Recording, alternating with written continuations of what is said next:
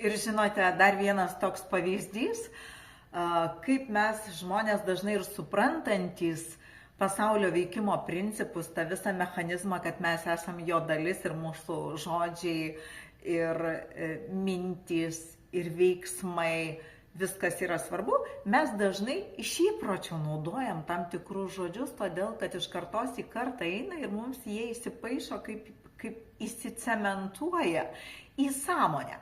Tai vienas iš pavyzdžių, žinot, buvo toks, kaip aš juokauju, dėdė Darvinas, kuris atėjo į pasaulį, iš kažkur nusileido ir pasakė, tu kirminas.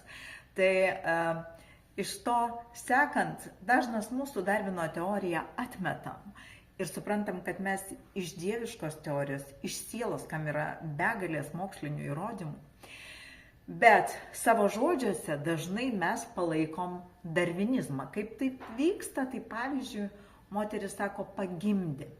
Ir iš karto pastebėkim, Darvinas kalbėjo tik apie kūną, evoliuciją ir kad mes iš beždžionės. Ir kai mes sakom, mes pagimdėm, mes koncentruojam dėmesį į kūną ir į gimdą, į procesą mechaninį, kuriame nėra sielos. O jeigu mes susilaukiam, mes pradėjom, mes davėm kelią, susilaukiam vaikelių, yra viskas kitaip. Todėl visada galvokim,